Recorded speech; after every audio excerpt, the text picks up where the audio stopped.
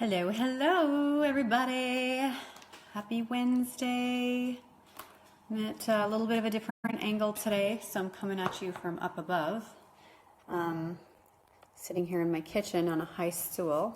So if anybody is tuning in, please let me know if you can hear me, because I had some issues with my audio last time in playback, so I'm not sure what that was all about, but people seem to be able to hear me, but anyways, so I'm going to get right into it. I don't see anybody on yet. When you come on, please say hi, or if you're on, please say hello.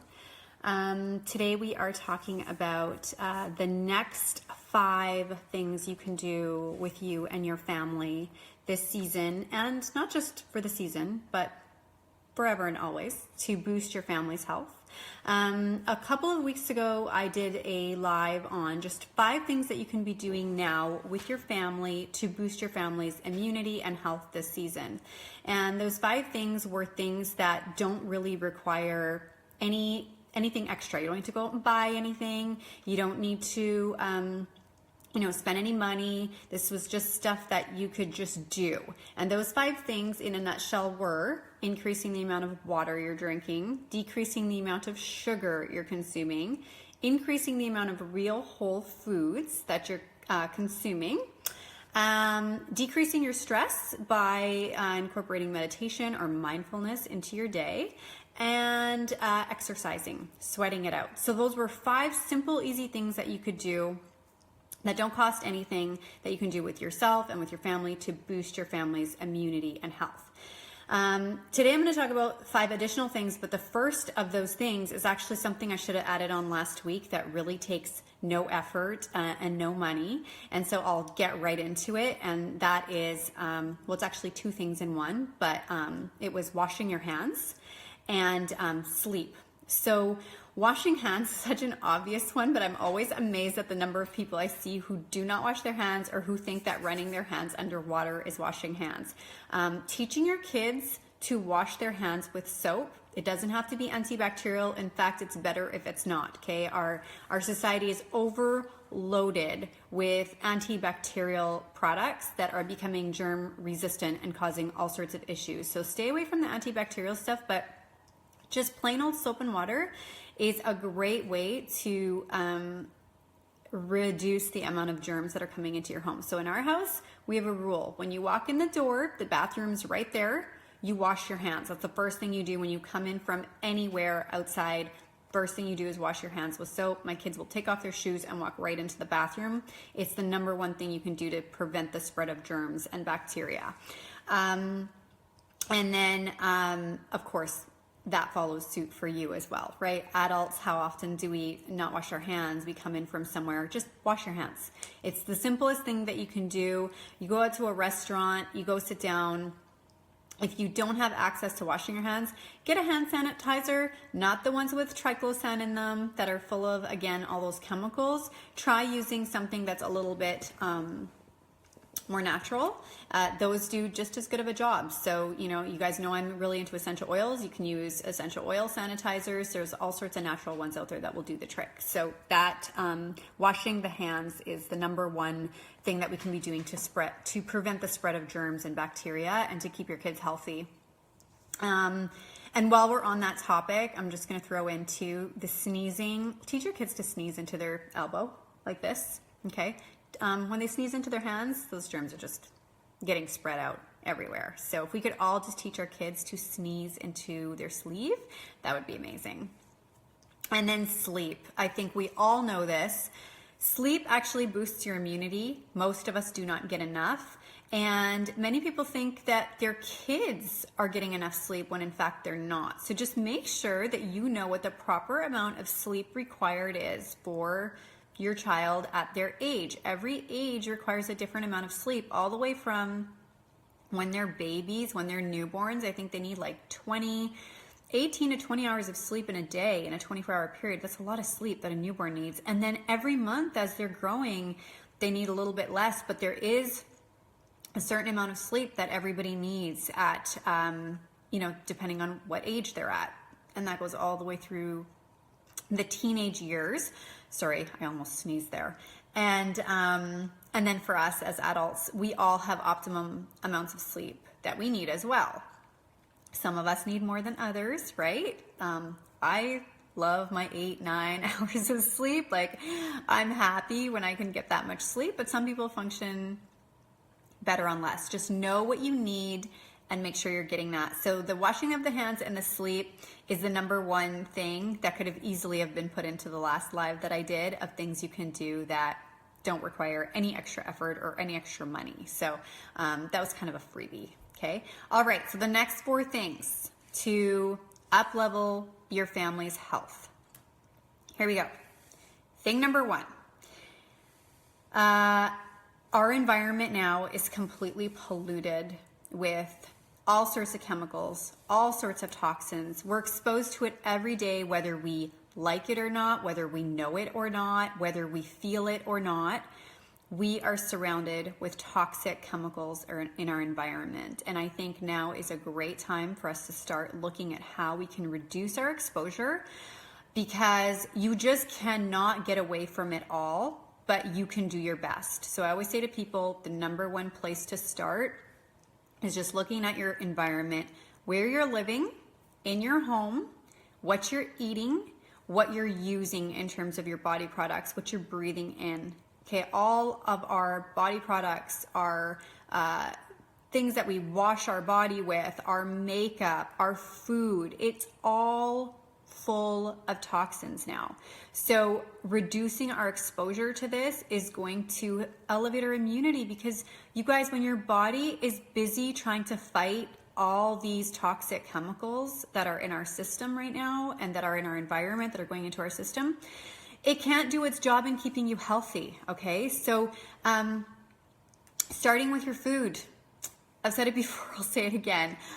Organic food, where possible, whenever possible, is one of the best things that you can do for your family. I know it's more expensive, but if there's any way to start bringing more organic produce into your life, even if you're just initially starting with something like the Dirty Dozen, go on the Environmental Working Group website, the EWG. They talk about the Dirty Dozen. They talk about which foods are the highest in pesticides and which foods are the lowest. So if you can't afford to do a complete overhaul of eating organic food, then just start there. Start with the foods that are the most polluted with pesticides. Like apples are super high in pesticides.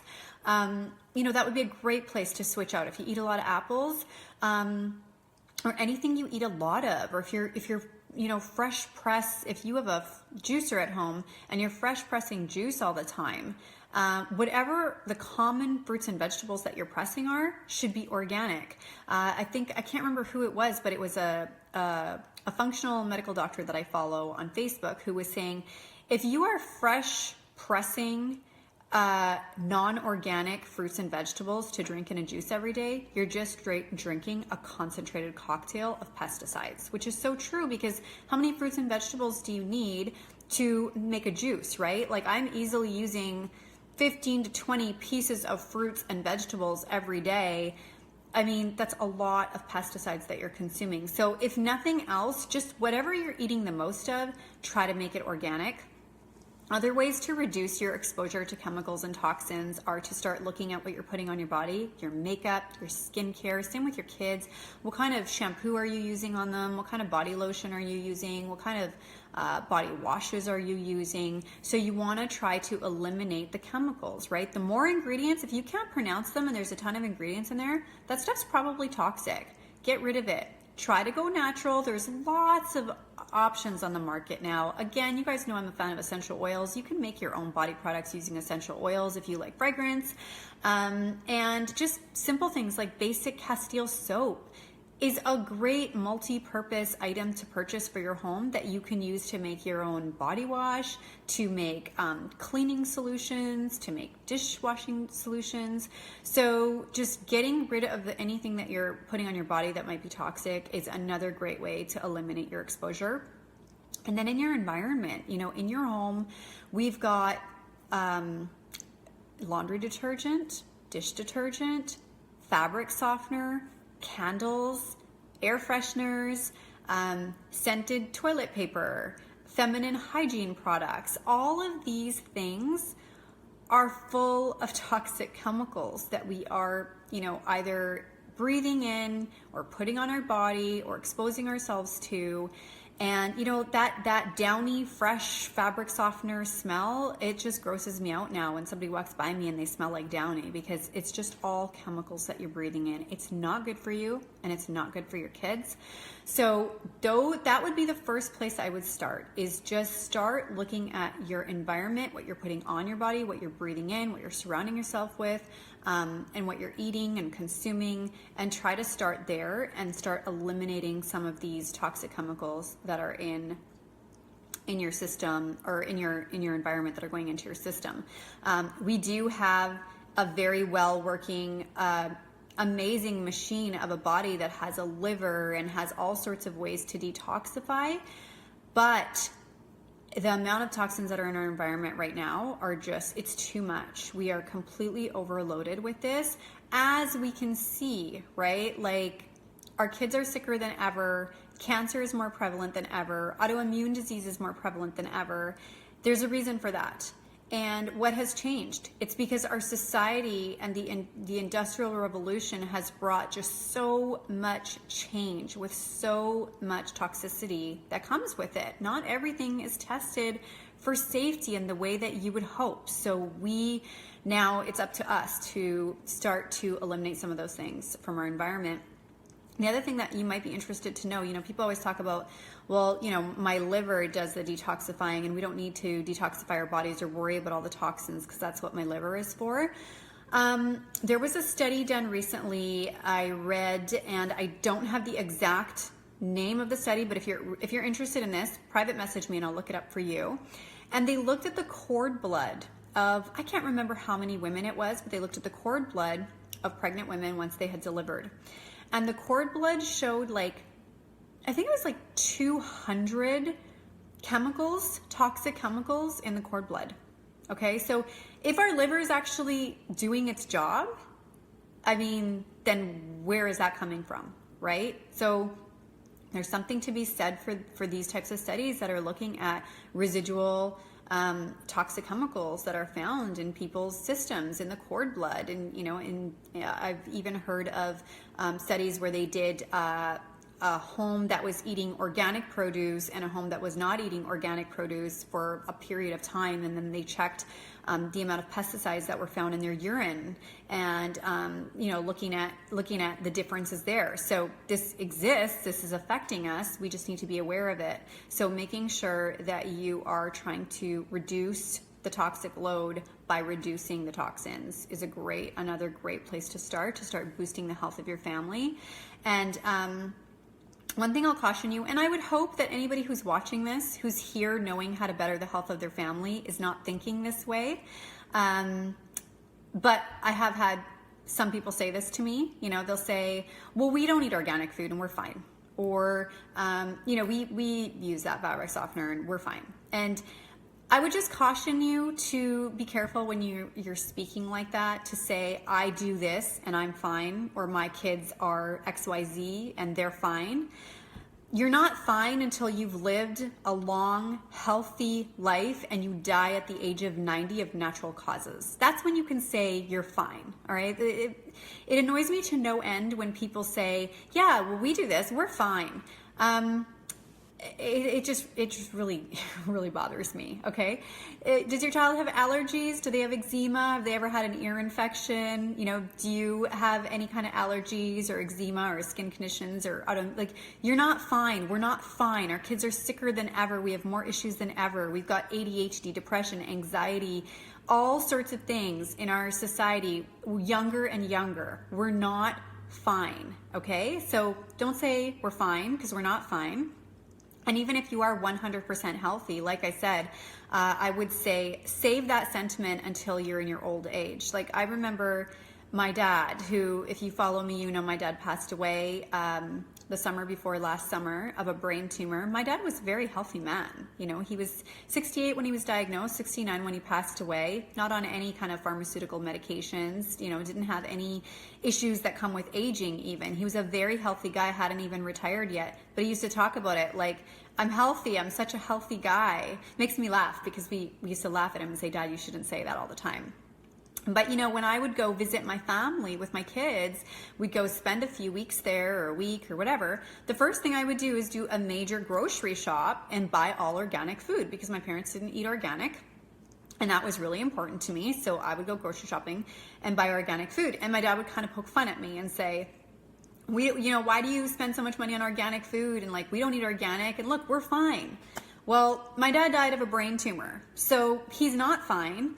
And of course, I'm not saying that his brain tumor was caused by not eating organic, but I'm just saying that, people are so quick to say, well, I'm healthy and I'm fine. And I just think that we need to be more open-minded now as a society to know that we are surrounded with people who are not fine. And for me personally, I'm trying my best to live a healthy lifestyle and do as much as I can for my family and my kids, but I'm not naive to the fact that one day I might not be fine or they might not be fine, and that's what fuels me to do even better. So just be open-minded and just try to do the best that you can for your family. Don't say you're fine. Don't be closed-minded to it. And if you are, then you know what? This might not be the right page for you because this is the kind of stuff I talk about on here. So if you're on here, hopefully you are already bought into this and you want to do better and you need to be doing better. So that's the second way that we can get healthier is by just starting to make better choices when it comes to what we're putting in, on, and around our bodies. The third thing is kind of in line with all the toxins that we're consuming, trying to reduce those toxins. The other thing is detoxing. So again, yes, we have a liver and yes, we have lots of ways that our body detoxes, but it needs help every now and then, right? We're constantly taxing it. So it's good to do things to help your body detoxify. And by the way, all the things that I'm saying today are not just meant for you. These are meant for your whole family. So your kids can participate in some type of a detox protocol. It doesn't have to be something that's crazy intense. It could just be something that's a little bit more mild. And I'm going to list off some things that you can be doing to help your body detoxify. That are great for kids as well. So one of the first things that I love, and by the way, detoxification can be a daily thing, it can be a weekly thing, it can be monthly, or it can be yearly. I do stuff every day to detox. I do stuff weekly to detox. I do a yearly, every year I try to get in about 2 or 3 fasting detoxes, and they make me feel amazing, and that's why I keep doing them, right? Some people will say, well, why do you do that and why do you deprive yourself? But I feel good when I do it, which is why I keep doing it. And if it doesn't feel good to you, you don't have to do it. But the idea here is just to start implementing some things that can help you detoxify and help your body detoxify. So one of the first things that you could do, probably on a daily basis if you had the time, but weekly for sure, is an Epsom salt bath. So Epsom salts are amazing for kids and grown-ups alike. I love my Epsom salt baths. My kids get Epsom salt baths. Unscented, you want the plain Epsom salts, right? No synthetic fragrance or anything like that, just the plain jug of Epsom salts. Put a couple of cups of that into your water. You can throw some baking soda in there if you want. It makes your skin feel really soft. It helps the detoxifying, but just Epsom salts alone help to pull some of those surface level toxins out of your body through your skin. And the other great thing about Epsom salts is they contain magnesium. So if you've got issues with your muscles or you've got sore joints, sore muscles, if you're having trouble sleeping, magnesium is great for sleep. A lot of times people who can't sleep are deprived of magnesium. So get it through your diet, but also sitting in an Epsom salt bath for about 20 minutes will help get some of that magnesium into your body and it will help you sleep. So Epsom salts are a great way to detoxify. On a daily basis, we've talked about this before, but increasing the amount of water and real food that you're eating and fiber, and just flushing things through your system. That's a great daily detox. It seems so obvious, but a lot of people are not intentionally drinking the water and consuming the fibrous foods because they're not really thinking about it that way. But if you're constipated or you're not going to the bathroom on a regular basis or you're not peeing on a regular basis and getting all that stuff out, you've got more toxins in you, right? So you want to get some of that stuff out. So just make sure things are flowing through your body. Dry brushing. If you guys follow me on Instagram stories, you'll know that I've shared my my mitts. I have these like mitts that are like a very rough, they're not mitts, they're gloves. And I use them to dry brush my body before I have a shower. Dry brushing helps your lymphatic system just get things moving again, right? Just get things moving is the idea, so that they can get pulled out when you're starting to pull them out. You can use an actual dry brush. You can use the exfoliating mitts. I don't do that on my kids because I think it's a little rough on their baby skin right now, their younger skin. But for adults, dry brushing is a great thing to do. Cilantro, another great detoxifying food. I find most people are in the love-hate of cilantro. You either love it or you hate it. I hate it personally. I've never liked the taste. So if you love it, this is a bonus. But for me, knowing how amazing cilantro is for you, now I try to take cilantro concentrated. So like I'll take it like a shot, or I'll put it in a smoothie. Cilantro essential oil, I've invested in that now, right? You can put a drop in your water and you're getting a concentrated amount of cilantro. You can also put some cilantro essential oil in a foot bath with some Epsom salts and soak your feet in it for 20-30 minutes. That's another great way to pull toxins out. But cilantro is great for pulling toxins and heavy metals out of your body. So if you can add cilantro to your kids' diet, like put it in their smoothies, put it in their water, put some essential oil in their water, like that kind of stuff is great for just a simple, easy way to detox, right? It doesn't have to be something crazy that you do. This could just be throw some cilantro in your smoothie every day and you're good to go.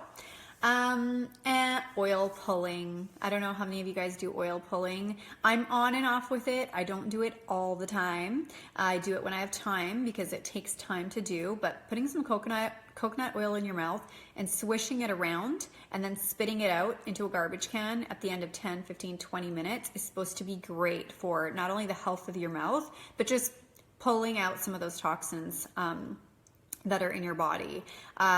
Makes your teeth whiter and healthier and makes your breath fresher, so why not?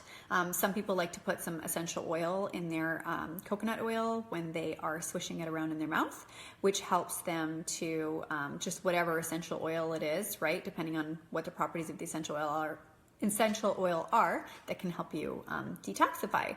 And speaking of essential oils, another great way to just detoxify is not only consuming them, but diffusing them in your home. Like we've always got essential oils being diffused in our home, just especially this time of year, because we're trying to keep our air clean, whatever germs we're bringing home, we're trying to counteract those effects. So we have essential oils constantly being diffused. But they're also great for things like allergies, or if you're trying to kind of rid your home of allergens or rid your home of any kind of chemicals, there's a lot of essential oils that have those properties that can do that. I don't know if this is true. I have to read up on this more, so I'll just touch on it quickly to give you an example, but I'm not going to tout the benefits of it until I know for sure. I had heard that rosemary is great for radiation, like radiation emitting devices that are in your home, like your microwave and we have everything, your computer, your phone, your smart TV, they all emit radiation now, right? So I'd heard rosemary counteracts this. I don't know if this is true. I'm going to dig into it a little bit more. I'll keep you posted, but that's just an example of some other things that you can be doing. All right, so we've covered 3 things so far. The next thing to boost your family's health and immunity is supplements. Okay, I'm not going to talk about this too much, you guys, but I will say this. First of all, supplements are individual. They're different for everybody. You need to know what you're deficient in order to know what to supplement with. But I believe that even if you have the healthiest diet on the planet, everyone can benefit from supplementing, and here's why. All of our vitamins and minerals that our body needs, for the most part, come from food, and like fruits and vegetables. And even if you are eating all real fruits and vegetables, no packaged stuff, just whole real food all day, every day, and you're just eating the most that you can eat, which nobody does, but let's just say you were. Even then, with our environment the way that it is, and our soil the way that it is now, just with, we talked about this before, pesticides, chemicals, our environment is polluted, lots of stuff going on that is depleting our soil of the nutrients that it needs to grow the fruits and vegetables that we once knew. It's not the same. A tomato today is not the same as a tomato 50 years ago. It just doesn't contain the same amount of vitamins and antioxidants that a tomato 50 years ago did, because it's being grown in soil that's depleted of a lot of the nutrients that it once used to have because of all the toxins in our environment. So even if your diet was perfect and you were only eating whole real food every single day, you are still depleted. And everybody also metabolizes things differently. So some people may be, burning through certain vitamins and minerals and metabolizing them differently than others. So you don't really know what you need unless you get checked out. But if you are feeling in any way deprived, like you're tired all the time, or there's just something going on with your mood or your energy, I highly recommend going to see a health practitioner who specializes in wellness. Okay, most medical doctors and GPs don't specialize in keeping their patients well and healthy. They know what to do when you come in sick. So I would recommend going in to see somebody who specializes in keeping you healthy, who can get your levels checked in all different, your vitamin B, your vitamin D. There's also vitamins like vitamin C, which our body doesn't make naturally, that you can't get tested for, but every cell in our body needs it. So I highly recommend everybody take vitamin C. So even though vitamins and supplements are kind of a personal thing, there are some things that I think everybody should take. I think everybody should take vitamin C, and I think everybody should take fish oils because they're amazing for your skin and for your cells and for your brain.